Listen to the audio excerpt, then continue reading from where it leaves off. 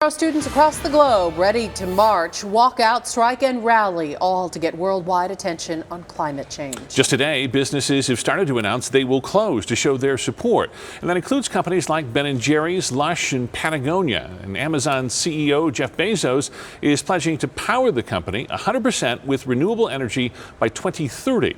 That includes adding 100,000 electric delivery vans to the fleet. And Amber's joining us now. This is something you have been watching, and this movement really growing worldwide and growing rapidly in just the past few months. Yeah, absolutely. It really has. And now students here in the Valley are getting involved too. The climate strike is going to take over cities tomorrow, including right here with a march in downtown Phoenix. I had the opportunity to sit down with the leaders of the Valley movement and talk to them about their plan to take their fight to the state capitol.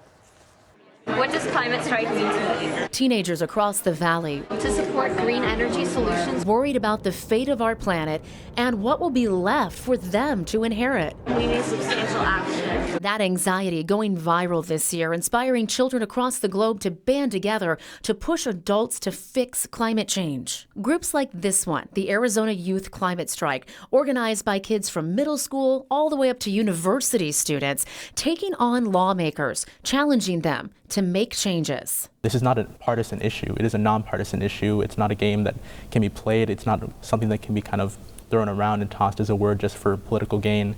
Sitting down with the leaders, 18-year-old Brian, 16-year-old Aditi, and 15-year-old Nikita, it's clear this issue is already defining their lives. Climate change is about how much hotter the summers are getting. It's about the lack of water in our communities. All of their efforts are very personal and go beyond just our state. I come from India originally. So I'm a first-generation American. With family across the globe, these teens understand climate change is not just our issue. I think that's something, having my parents make those connections between something that I'm fighting as an issue here in the United States back to an issue that will affect, their family and the people they left behind back in Mexico. And that is what the movement is all about, kids uniting to send a powerful message to world leaders. Doing your best is no longer good enough for us. You need to be doing the seemingly impossible to solve this crisis. People our age, high school students, middle school students, we also have a voice too. A lot of people, when I talk about climate change, will say, God is in control. Whatever is going to happen is going to happen. And there's nothing we can do about that. How do you respond to people who just kind of throw their hands up and say, hey, it's fate? Whatever spiritual being they may choose to worship or respect in their cultures and their religions, is that these beings will always, pose challenges to you, but these are challenges you're meant to overcome and you're meant to fight. You're not supposed to be complacent in fighting these things. You're supposed to fight back. You're supposed to try to overcome it and come out the other side better and stronger.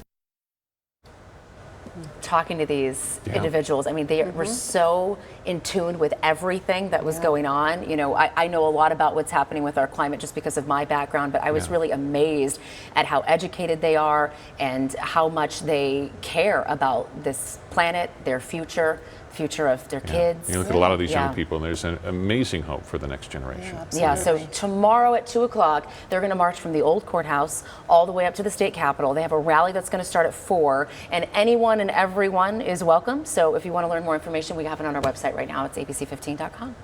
It's